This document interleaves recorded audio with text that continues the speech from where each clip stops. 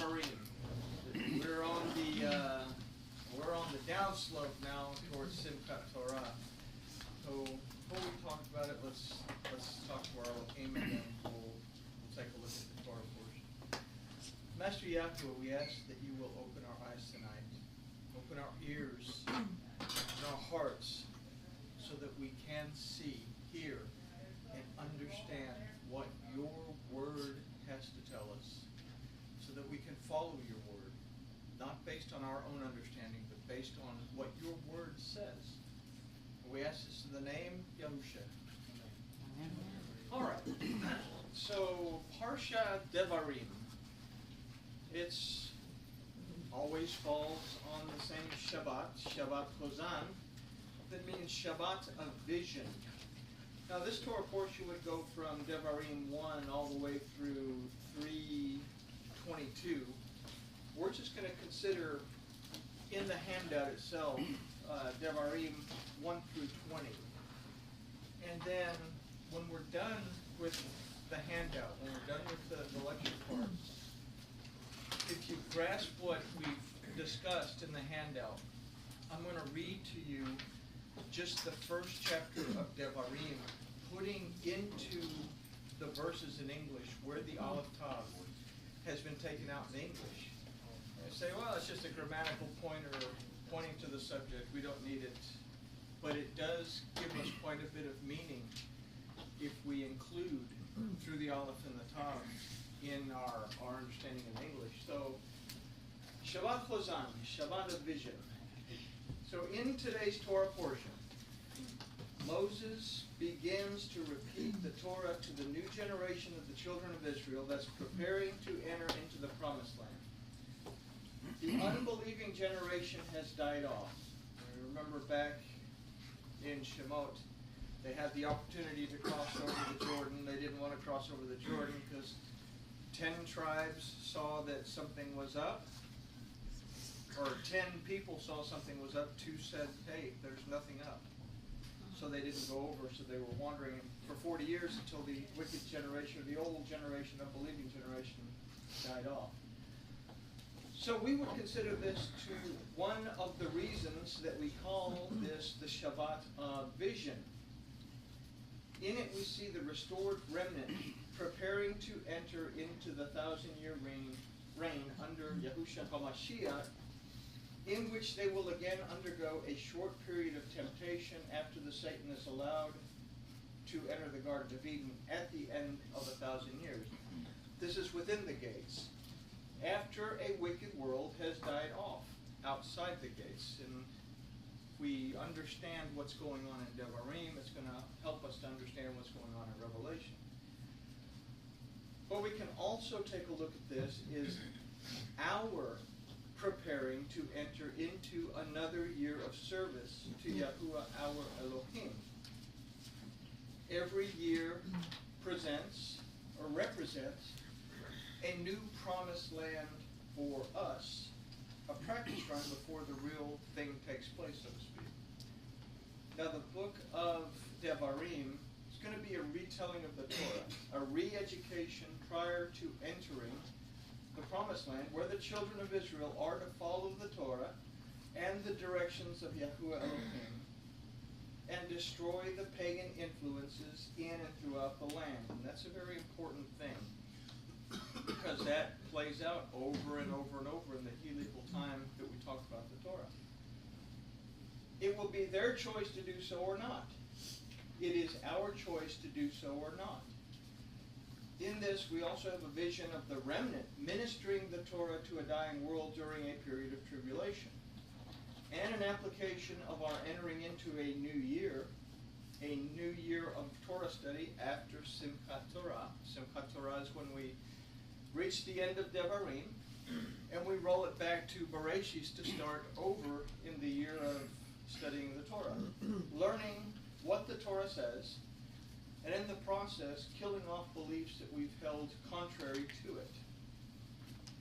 This Torah portion is read every year on the Shabbat prior to Tisha B'Av, or the 9th of Av, which is the day in which the first temple was destroyed by the Babylonians. And it's also the day that the second temple was destroyed by the Romans. It happened on the same day, both times. As for us today, it represents our opportunity to refresh our oath and our desire to keep Yahuwah's Torah as our continuing dedication to be able to cross over our spiritual Jordan. Those things that will drag us down and therefore away from our opportunity to enter into the millennium as a wicked generation begins its own self-destruction. This is about a rededication to seeking out and applying the truths of Yahuwah Elohim's instruction to us, his Torah. This Torah portion is from Devarim 1, chapter 1, all the way through 3:22. And I would encourage everyone to at least read the Torah portion this week. If you're adventurous, read the whole book of Devarim. It's not really that long. So we're going to take a look at key points in chapter 1, verses 1 through 20, that we can apply to our lives today, and there are things that we need to really consider as well. In order to truly cross over and not only find our way to the promised land, but help others as well, we have to know the Torah and be able to interpret its instructions accurately. I have to get my lips in sync with my brain. One of the two doesn't want to work here. I don't feel so bad because I watched a guy do a 2-hour lecture on YouTube, and he was like stumbling all over the place. And he was a better teacher than I was, so that was good. So we will get some clarity in the verses that we will continue to study. So, Devarim 1, chapter 1. These are the words which Moshe spoke to all Israel on this side of the Yarden, in the wilderness, in the plain over against the Reed Sea, between Paran and Tophel, and Laban and Hazeroth and Dizahab. So this verse should set for us a precedent. It says, these are the words that Moshe spoke to all of Israel. The first 4 books of Torah, the verses usually begin by saying, and Yahuwah spoke to Moses. But here, Moses, or Moshe, is speaking to all of Israel. And we'll get more clarity out of verse 3 that says, and it came to pass in the 40th year, in the 11th month, on the first day of the month, that Moshe spoke to the children of Israel according to all that Yahuwah had given him in the commandments to them. So we could just say, without going any further, well, that's a lot clearer. But what's clarified here is that Moshe spoke to them according to the commandments of Yahuwah and the Torah.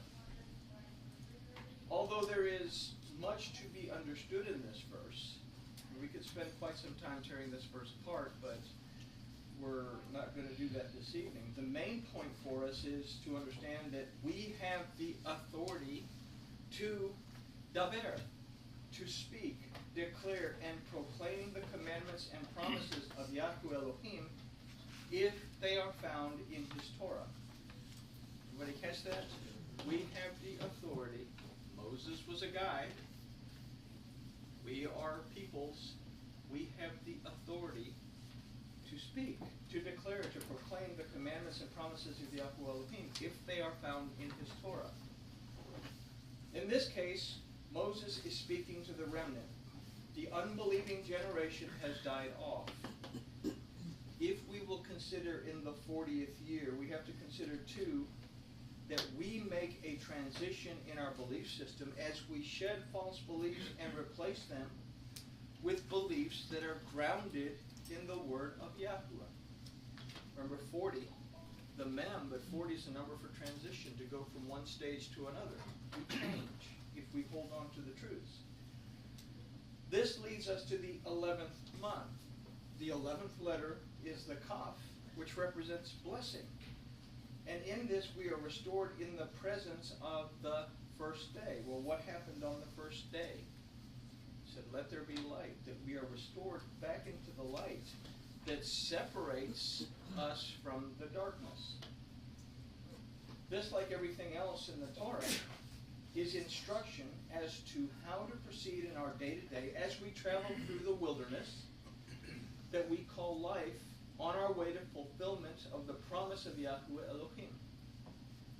This Torah portion is now today speaking to the remnant that is itself still finding clarity, so that it can become the restored generation that is to speak to an unbelieving generation in order to bring a hope of life in the garden to a world that's really struggling. So let's kind of take a topical look at verses 4 through 8. They start, after he had slain Sihon, the king of the Amorites, which dwelt in Heshbon, and Og, the king of Bashan, that dwelt in Ashtaroth of Edrei, on this side of the Jordan, in the land of Moab, began Moses to declare this Torah, saying, Yahuwah our Elohim spoke to us in Horeb, saying, You have dwelt long enough in this mount.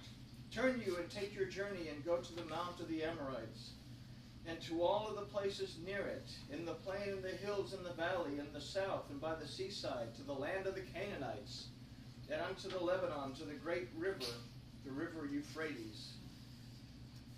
Behold, I have set the land before you. Go in and possess the land which Yahuwah swore to your fathers, Abraham, Isaac, and Jacob, to give to them and their seed after them. First of all, we have to understand this was not a suggestion from Elohim. He was not suggesting, hey, you might want to go. This is a commandment. Go. It's time to leave. This is a commandment to move towards the promised land, around and through the obstacles along the way. We still have not arrived, and as such, this commandment still stands. We are to make our way around and through the obstacles on our way to the promised land, that for us is the world to come. Now, not only are we to make our way there, but as we found in verses 1 and 3, we are to help those who are struggling in their relationship with Yahuwah to find their way as well. They, however, cannot do it alone.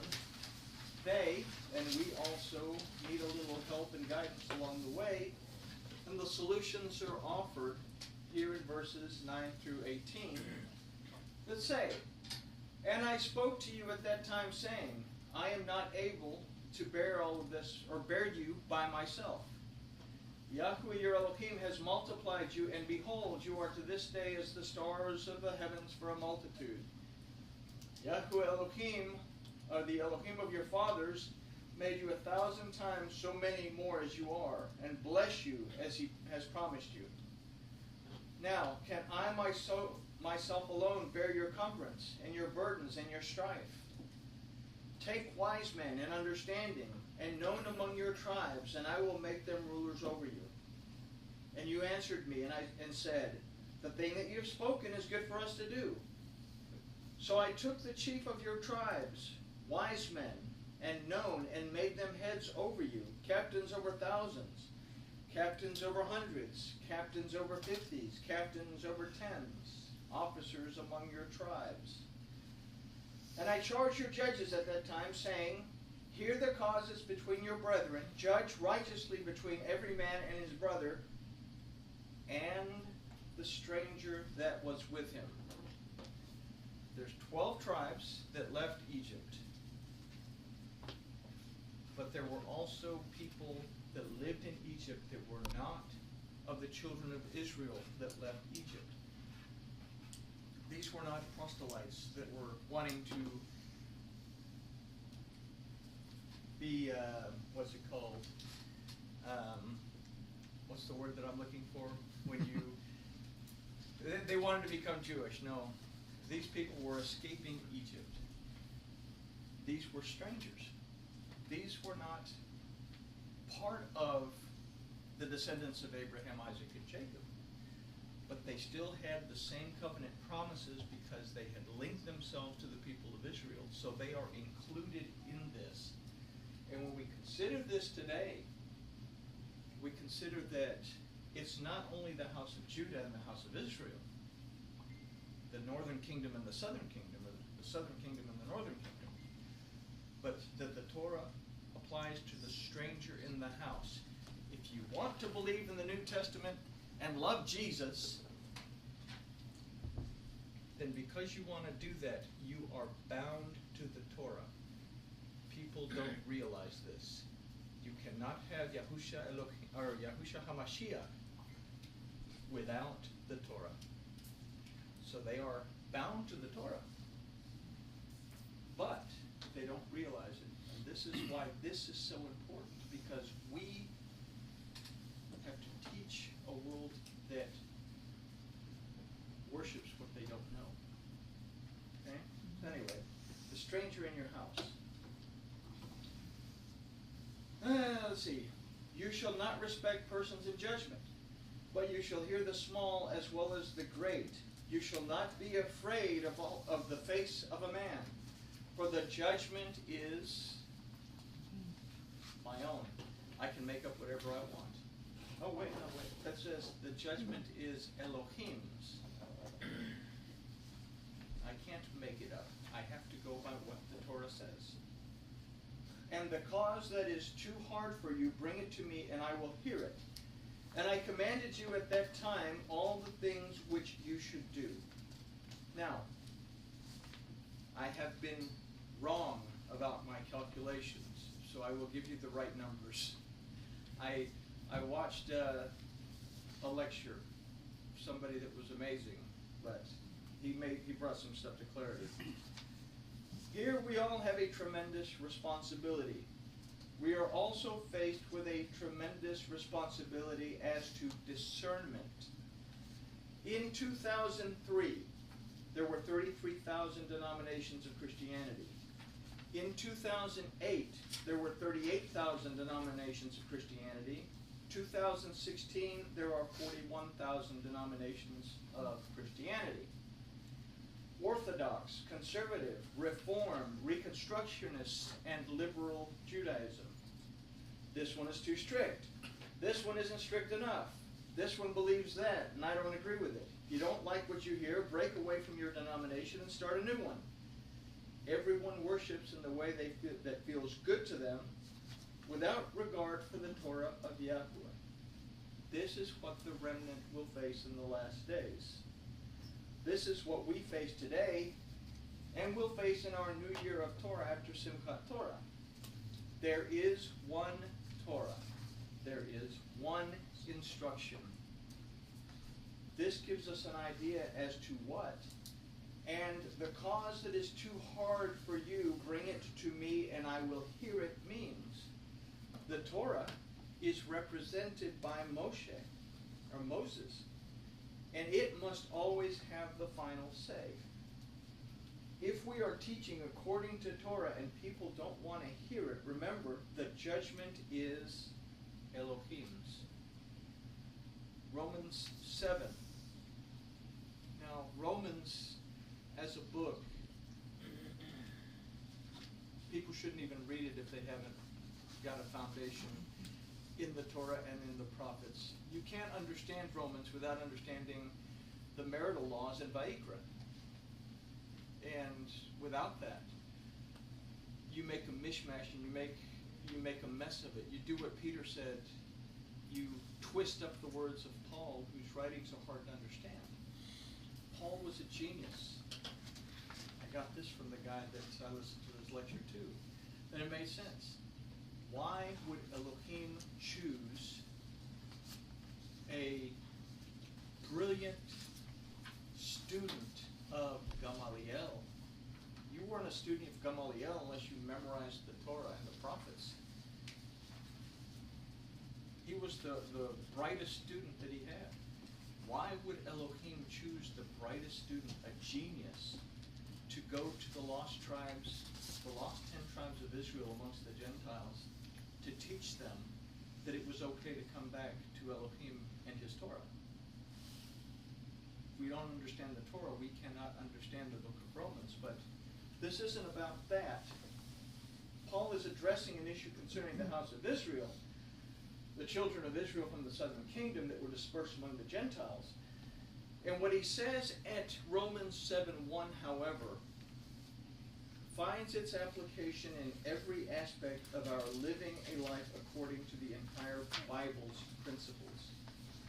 We can take this one verse and apply it to everything. It says, "Do you not know, brethren, for I speak to them that know the Torah." Who's he talking to? He's talking to people that know the Torah. If you don't know the Torah, you better leave Brit Hadashah alone, because you are going to mess it up. And you're going to end up with 41,000 denominations of Christianity because you can't agree. How the Torah has dominion over a man as long as he lives. Or as long as he gets tired of it and just forms another denomination, right? We can't simply take and twist what he's saying to suit whatever. We must know the Torah first in order to understand. The truths found in the Torah of Yahuwah. Not the Torah of Moshe, not the Torah of the Jews. The Torah of Yahuwah will step hard on everyone's toes, because in our process of learning, we all want to hold on to beliefs that are not grounded in it.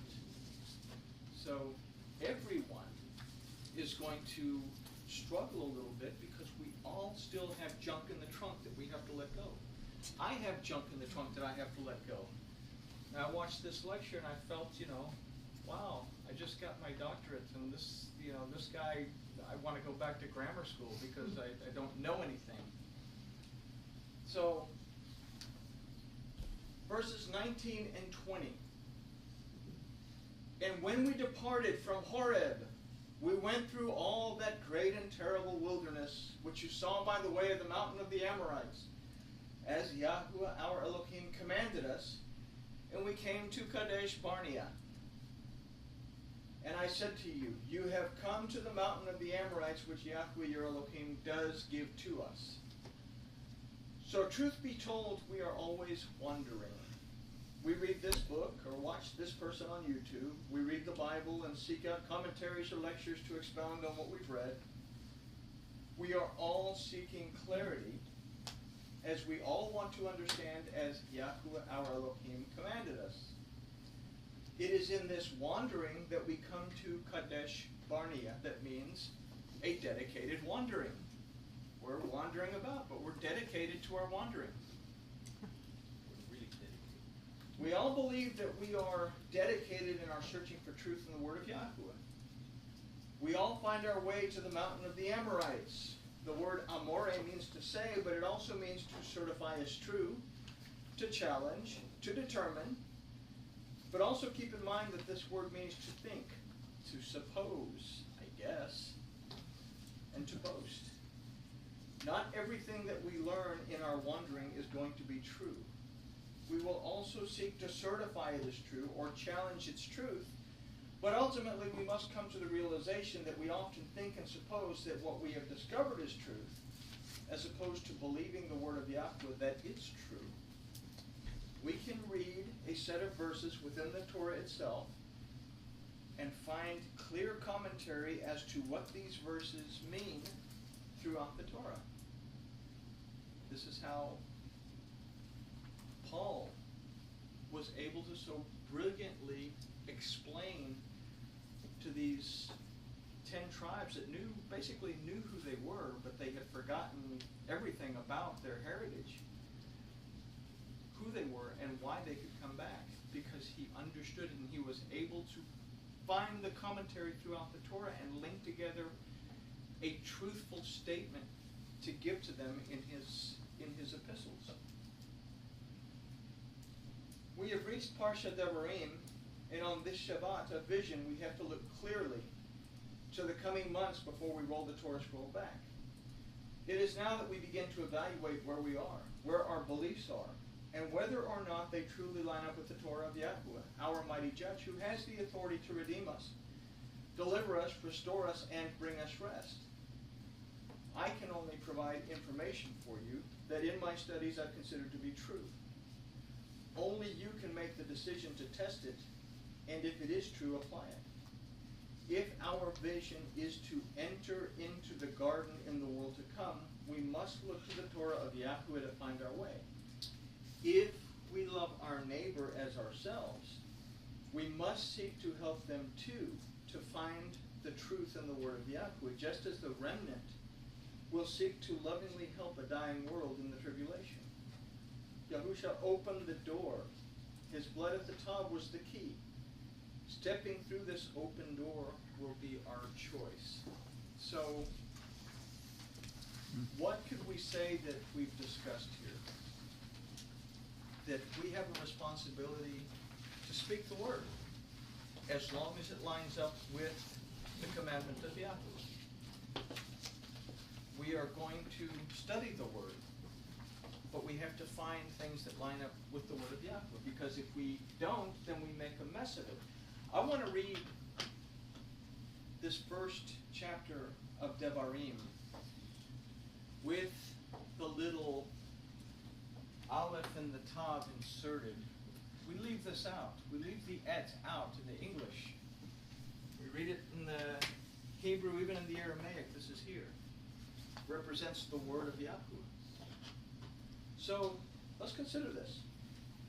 These are the words which Moshe spoke to all of Israel beyond the Yarden, in the wilderness and the desert plain, opposite Suf, between Param and Tophel, Laban, Hatzaroth, and Di Zachav. Where do they come up with these names? 11 days' journey from Horeb by way of Mount Seir to Kadesh Barnea. And it came in the 4th year, in the 7th month, on the 1st day of the month, that Moshe spoke to the children of Israel concerning all that Yahweh had commanded him concerning them. After he had smitten through the Aleph and the Tav, Sihon. Sihon means violent emotions. Sovereign of the Amorites, who dwelt in Heshbon. It's a stronghold. But it's not just a stronghold, it also means to reason things that are crazy reasoning, stupid reasoning, ridiculous reasoning. And through the Aleph and the Tav slew Og. Means long-necked, but it also means stiff-necked. Sovereign of Bashan, that means fruitful. Can you be fruitful if you are stiff-necked? Who dwelt at Ashtaroth, the goddess of fertility of the Canaanites. In Idri, that means a fruitful place. Beyond the Yarden, in the land of Moab, Moshe undertook to declare, through the Aleph and the Tav, his Torah, saying, Yahweh our Elohim spoke to us in Horeb, saying, you have dwelt long enough in this mountain. Turn and set out your way to the mountain, and go into the mountains of the Amorites, and to all the neighboring places in the desert plain, in the mountains and in the low country, and in the Negev, and on the seacoast, and in the land of the Canaanites, and the Lebanon, as far as the great river, the river Euphrates. See, I have, through the Aleph and the Tav, set the land before you. Go in and possess, through the Aleph and the Tav, the land which Yahweh spoke to your fathers, to Abraham, to Yitzhak, and to Jacob, to give them and to their seed after them. And I spoke to you at that time, saying, I am unable to bear you by myself. Yahweh your Elohim has increased you, and see, you are today as numerous as the stars in the heavens. Yahweh, Elohim of your fathers, is going to add to you 1,000 times more, and is going to bless you as he has spoken to you. How do I bear your pressure and your burden and your strife by myself? Choose men, wise, understanding, known to your tribes, and let me appoint them as your heads. And you answered me and said, the word that you have spoken to us is good. And I took heads of your tribe, wise men, and known, and made them, through the Aleph and the Tav, heads over you. Leaders of the thousands, leaders of the hundreds, leaders of the 50s, leaders of the tens, and officers for your tribe. And I commanded, through the Aleph and the Tav, your judges at that time, saying, when hearing before your brothers, judge righteously between a man and his brother, to the stranger who is with him. Do not show partiality in right ruling. Hear the small as well as the great. Do not be afraid of anyone's face, for the right ruling belongs